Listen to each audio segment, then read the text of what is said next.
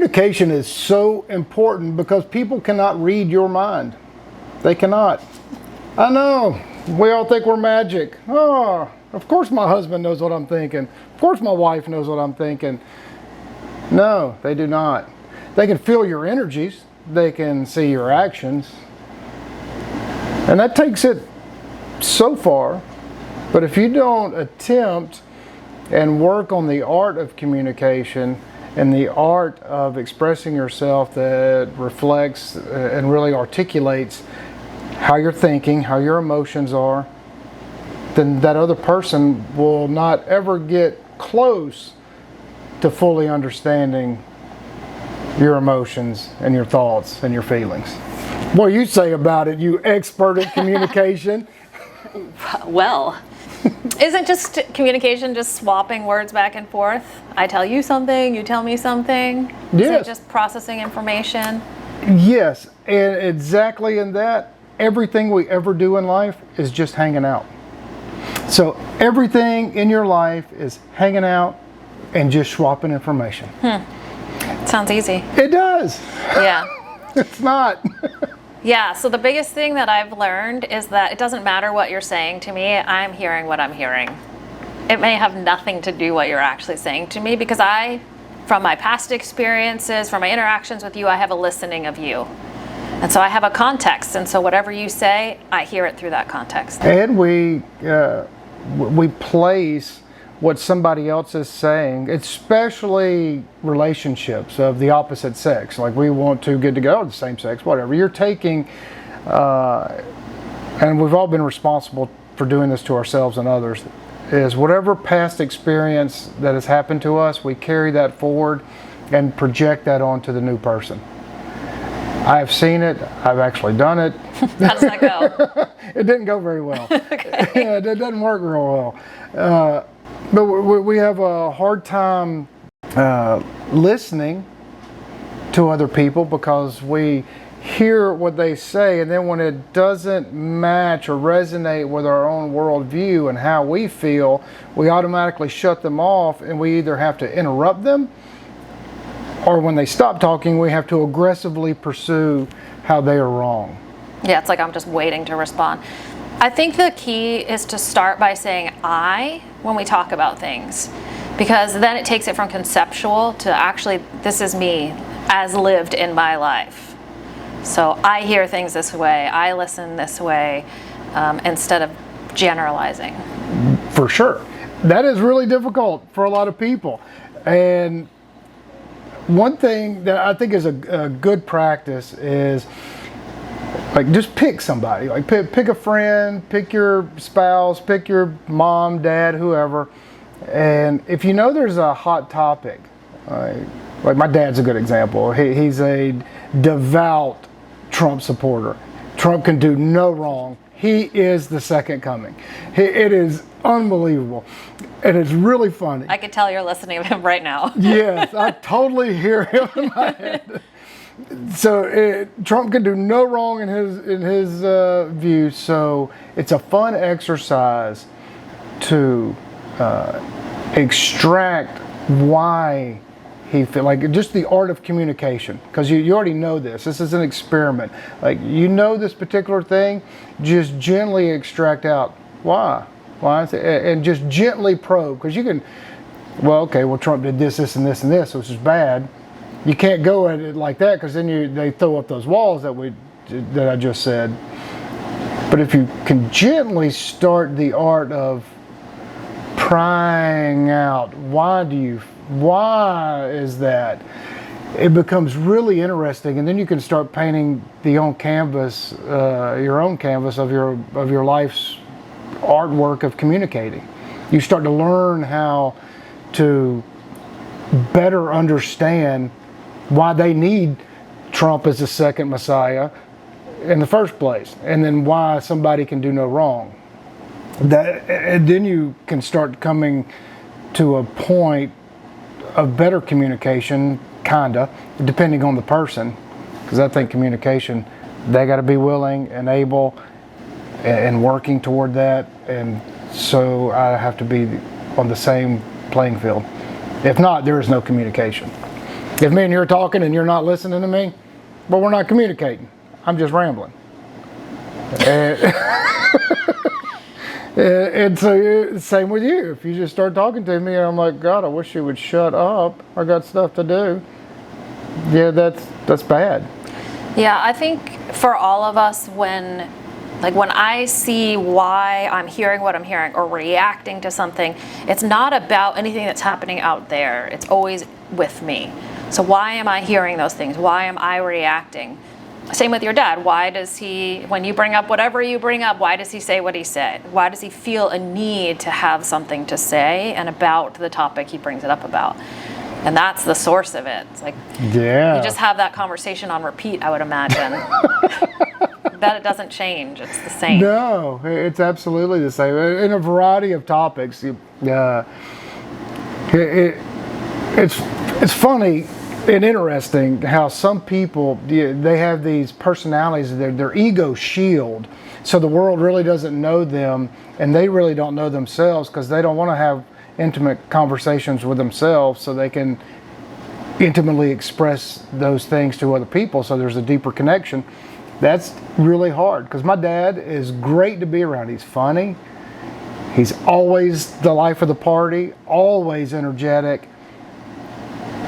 But if you start talking about something like serious and deeply meaningful, oh man, he'll obfuscate and squirm and dish and dive, and God, he looks like the most unbelievable running back on a field. Like, whoa, you're like, wow, man, that is unbelievable. Those are verbal gymnastics. This is crazy, but fun. Yeah, if you're intentionally watching them, it can be interesting. Yeah. But those are communication survival mechanisms we developed when we're young, right? There's something that we're trying to avoid, and that's what we know that gets us out of it. It's like a dog growling or barking. They get what they want. They get you to back up. They get their space. Yeah. Well, you're exactly right. We learn how to, what we think we're doing is learning how to protect ourselves, because if we're too vulnerable, if I tell you too much, well, now I'm risking getting hurt. And if I don't even understand myself and evaluate myself on a regular basis, then I really don't have anything meaningful to contribute because I don't know. But even getting hurt, what does that mean? Someone says something to you, they use words against you, and then the only way to be hurt by that is to allow it to have a meaning, a context that is hurt. That sticks and stones may break my bones, but words will never hurt me was a lie. Yeah, for most people it is. Yeah. But can you be with any communication?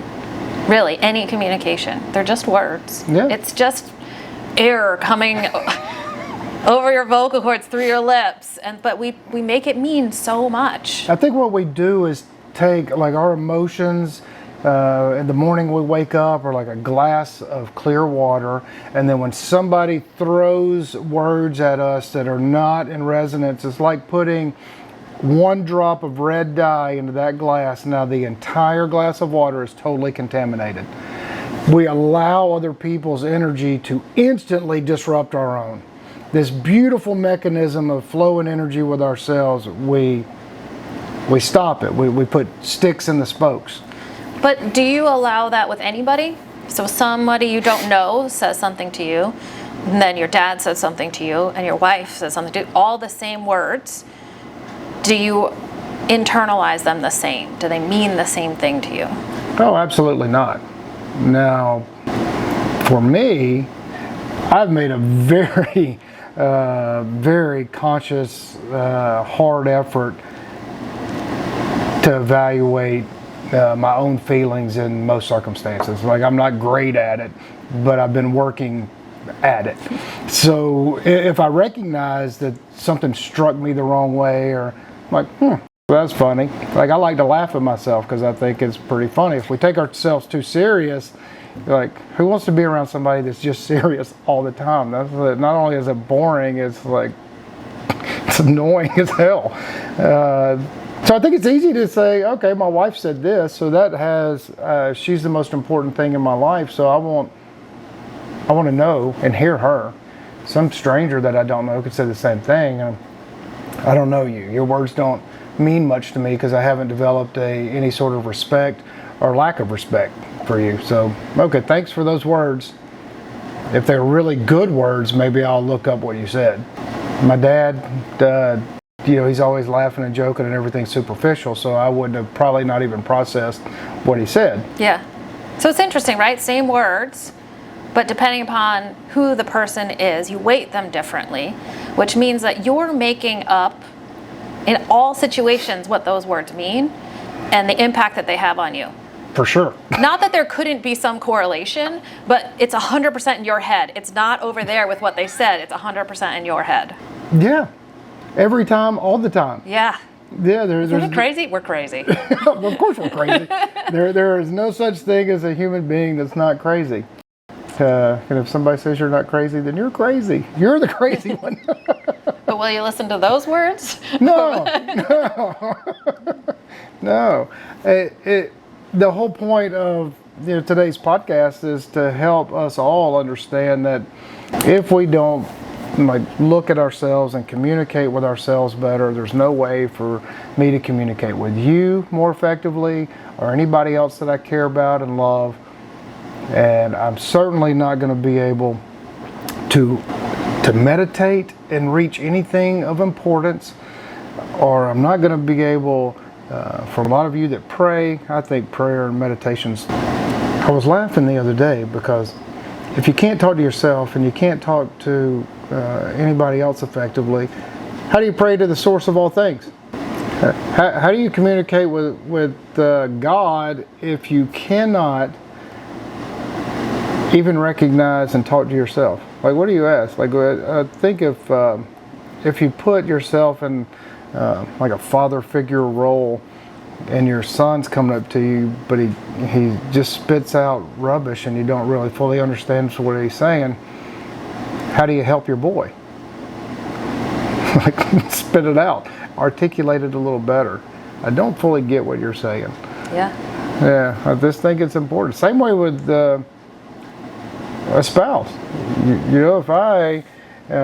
If me and you happen to be married, and I am always wanting to gently hold your hand, and I'm always wanting and do several times a week give you a love note, and want to spend quality time and fun conversations, laughing, crying, silliness, seriousness, but you're not receptive to any of my communication, then we don't have communication. Yeah, so I think when people pray, there's a safety, right? They feel like they can be in the practice of it, right? They don't have to get it just right. And I think, let's say in a marriage, they may feel some level of safety, but the reality is we can't control all the circumstances around us. And so we, as individuals, get to choose how we are being moment by moment. It's a choice, and it really is moment by moment because things change quickly. Yeah, and inside of ourselves. It's something that I love this conversation. We've had in many podcasts of when you say we're everything is a choice and everything is different. Well, we are different ourselves, constantly, which is one of the reasons we are all connected, because the same water that was in me is now the same water that is in you.